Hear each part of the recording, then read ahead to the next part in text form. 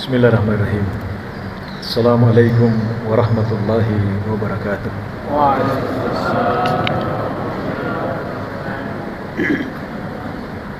Alhamdulillahilladzi arsala rasulahu bil huda wa dinil haq liyudhhirahu 'alad dini kulli walau karihal kafirun walau karihal musyrikun walau karihal munafiqun. Asyhadu an la ilaha illallah wahdahu la syarikalah wa asyhadu anna Muhammadan abduhu wa rasuluh. Allahumma salli ala Muhammadin nabiyil ummi wa ala alihi wa sallim tasliman katsira. Qala Allah ta'ala fi kitabihil karim ba'da a'udzu billahi minas syaitonir rajim. Shahru Ramadan alladzi unzila fihi al-Qur'an hudan lin-nasi wa bainatin minal huda wal furqan. Wa qala aidan wa ma 'alal ladzina yattaquna min hisabihim min shay'in walakin dzikra la'allahum yattaqun.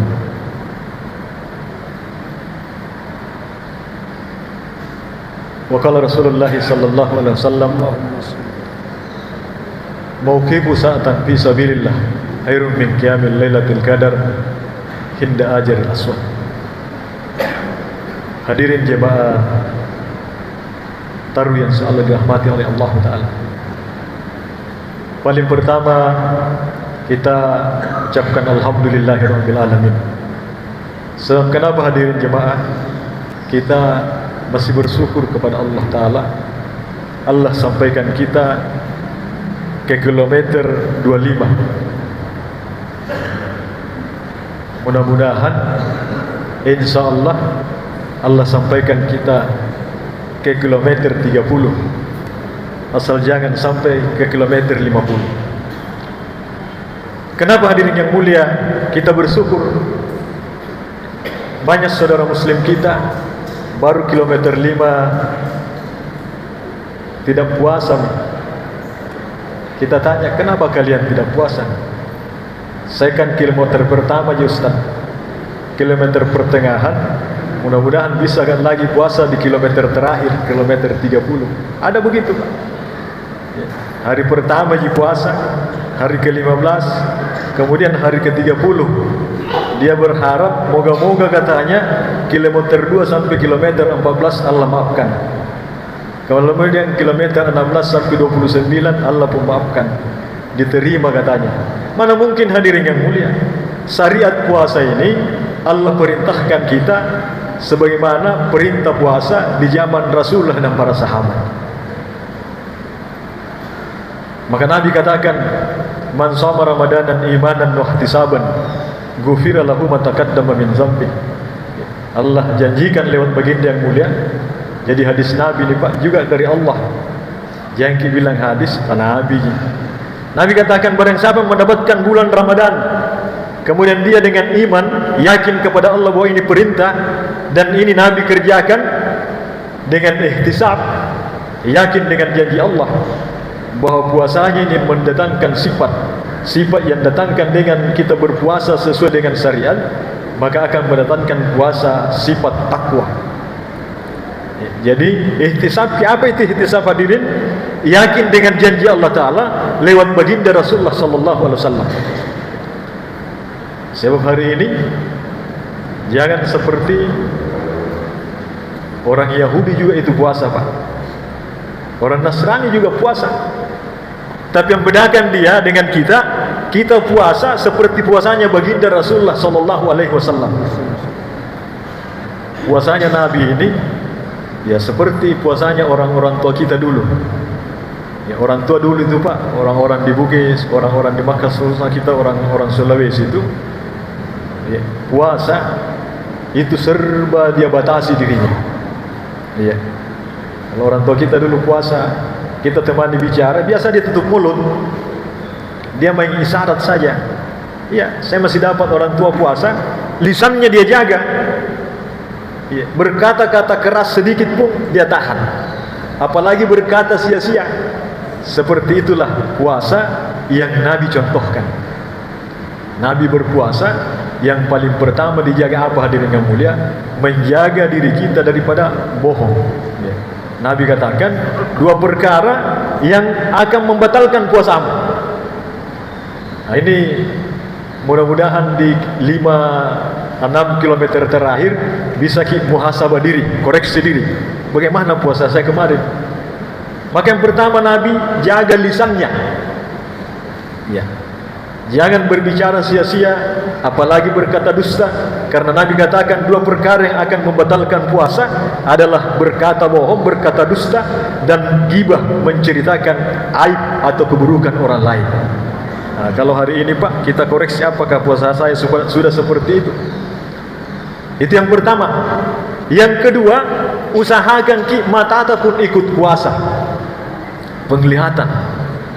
Jangan lihat perkara yang sia-sia. Nah, hadirin yang mulia, hari ini kita mudah-mudahan di Jemaah Baruga insyaallah kita puasa WhatsApp dulu. Paling tidak ya dibatasi, ada jam-jam tertentu Pak. Ya karena kenapa?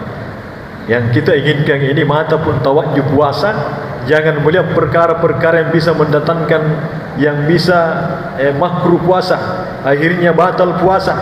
Perkara yang sia-sia ini kadang habis 1 jam, 2 jam, 3 jam melihat Android kita. Nah, kapan lagi kita lihat Al-Quran? Sementara malam-malam terakhir ini malam yang mulia, malam yang lebih mulia daripada 1000 bulan. Wa ma adraka ma Lailatul Qadar. Tahukah kalian apa itu kemuliaan daripada Lailatul Qadar? Lailatul Qadar khairun min alfi syahr. Lailatul Qadar, malam Lailatul Qadar itu malam yang lebih mulia daripada 1000 bulan. Kalau hitungannya 1000 bulan macam mana banyaknya itu Pak?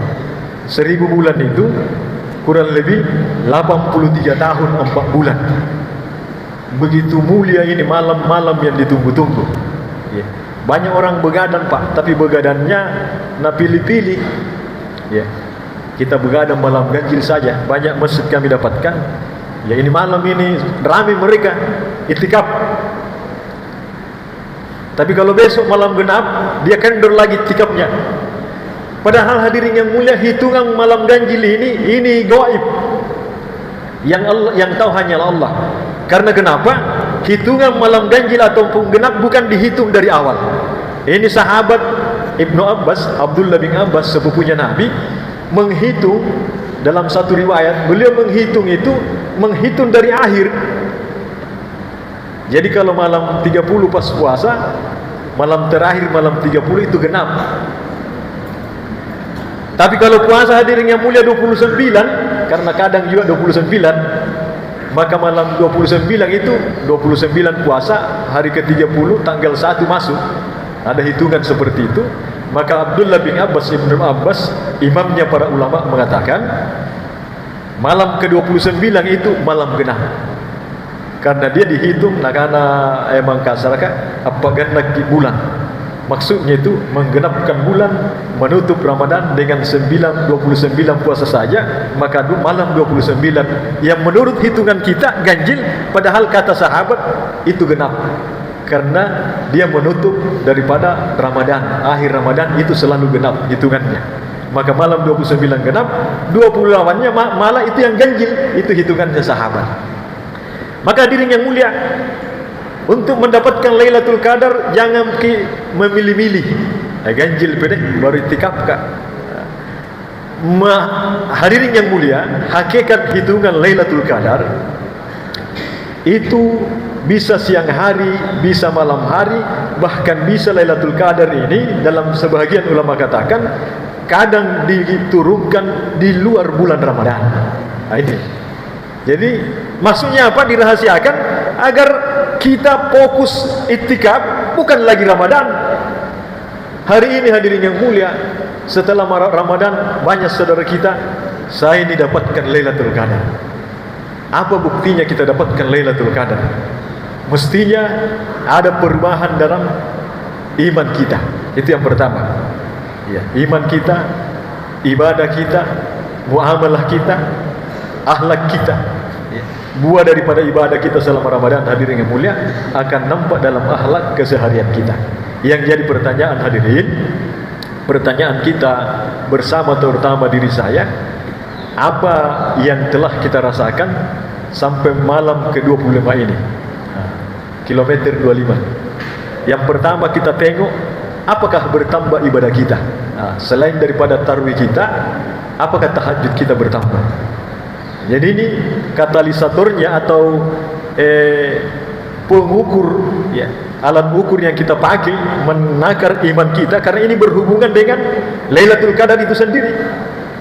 Jangan kita mengklaim diri kita, saya dapatkan kayaknya Lailatul Qadar, tapi apa buktinya? Maka paling tidak buktinya keimanan yang kita bawa, hadirin yang mulia, yang kita usahakan di bulan Ramadan ini, itu akan terbawa ke 11 bulan kemudian. 11 bulan kemudian.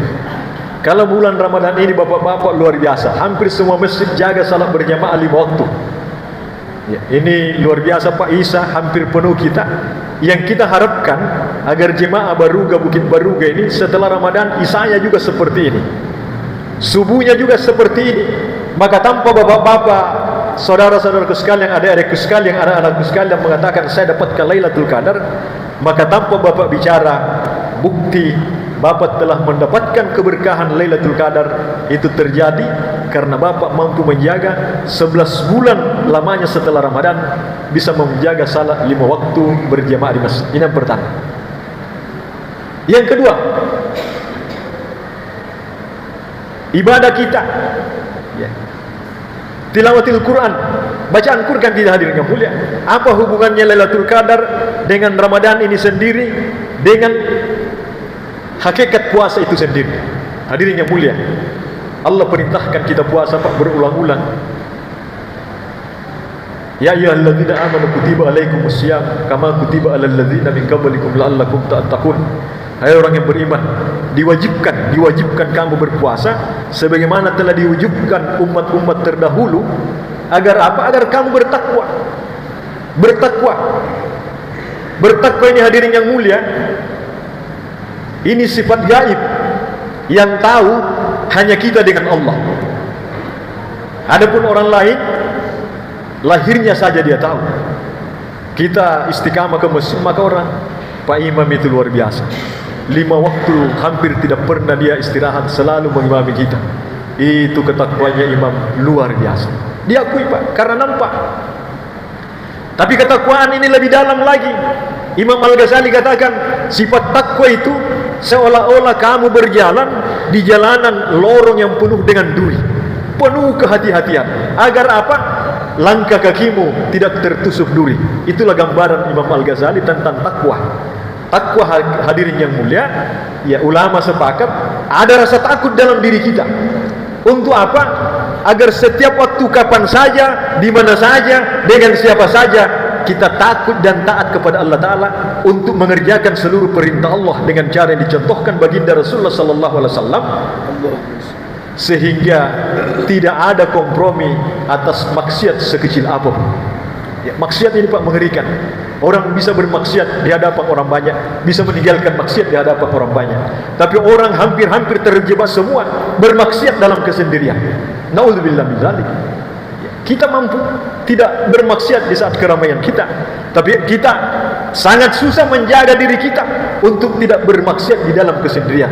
Padahal kesendiriannya kita pun sesungguhnya ada malaikat pencatat di kanan kiri kita. Inilah hadirin yang mulia. Maka hakikat takwa sebagaimana disyariatkannya puasa ini, inilah yang kita harapkan. Puasa Ramadan ini mendapatkan derajat takwa. Setiap Jumat Pak, ya, ulama katakan kalau kau tidak mengajak orang bertakwa, maka tidak sempurna khutbahmu. Ya ayyuhalladzina amanu taqullaha haqqa tuqatih wa la tamutunna illa wa antum muslimun. Seluruh dunia, hampir itu seluruh dunia, seluruh hati menyerukan ini. Marilah kita bertakwa dengan takwa yang sebenar-benarnya, dan jangan kita mati sebelum menjadi golongan Islam yang hakikat Islam, hakikat orang bertakwa. Bertakwa Pak. Maka bertakwa seperti itu, itulah yang diharapkan dengan puasa kita ini. Tapi manalah hadirin yang mulia sempurna ketakwaan kita di bulan Ramadan ini, hadirin.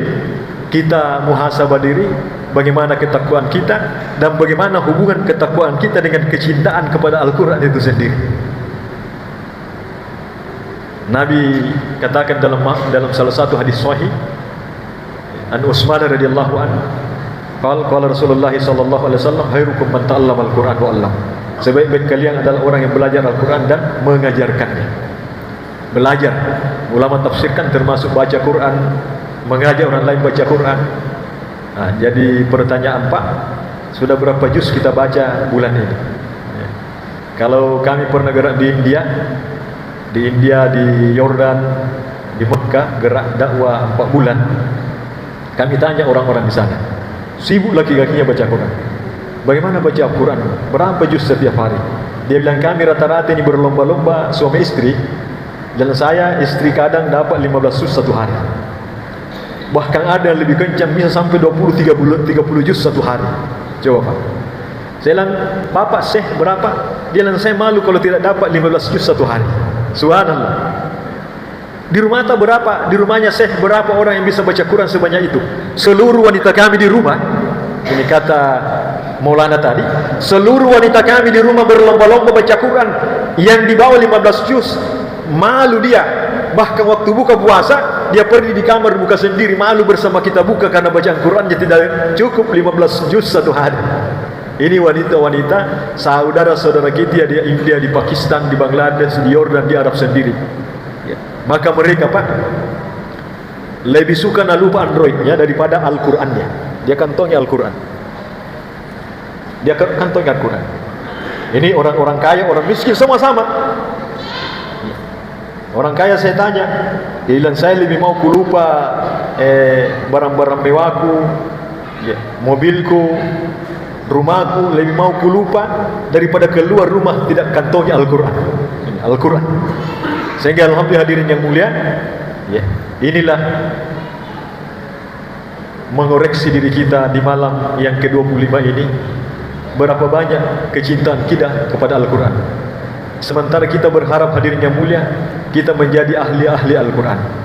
Siapa itu ahli-ahli Al-Quran? Nabi katakan, ahli Al-Quran itulah ahlullah. Siapa itu ahlullah? Orang-orang kecintaannya Al-Quran, kecintaannya Allah Ta'ala. Siapa yang mencintai Al-Quran? Kata Nabi, hakikatnya dia telah mencintai Allah Ta'ala.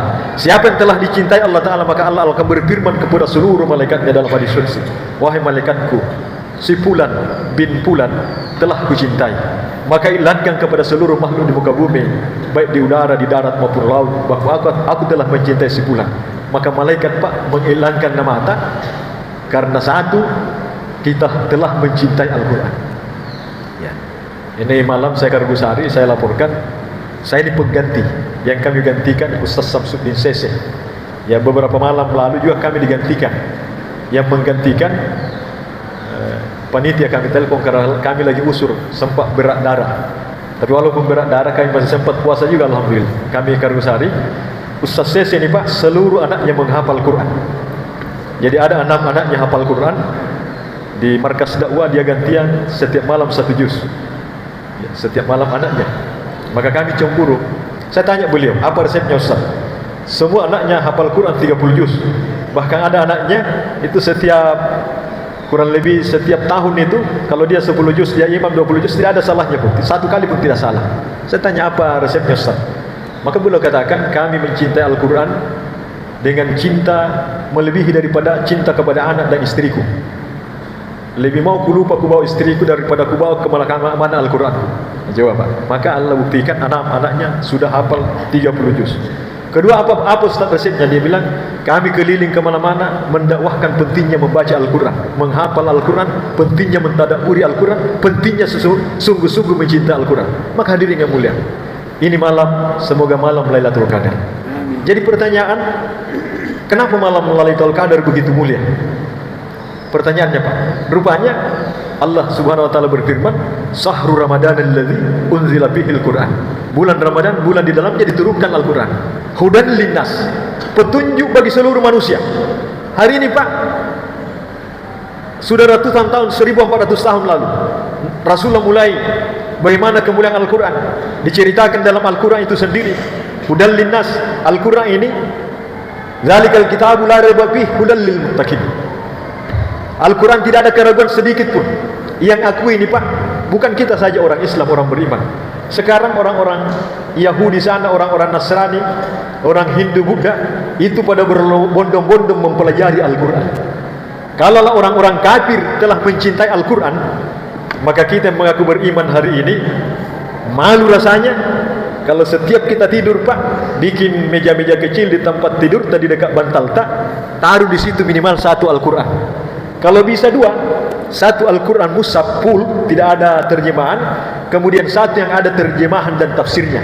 Seorang ulama pernah menasihati saya, kamu baca Al-Quran rugi kalau kamu hatam berpuluh-puluh kali, tapi kamu tidak pernah hatam artinya Al-Quran. Karena artinya Al-Quran itu, disitulah akan ada kamu rasakan, oh rupanya di ayat ini, di surah ini ada cerita seperti ini, ada riwayat Nabi seperti ini.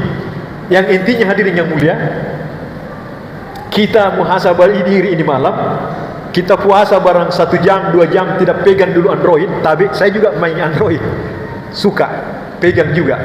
Tapi selama Ramadan ini kami iktikaf 10 terakhir, maka kami tanggalkan Android, kami selalu pegang Al-Quran.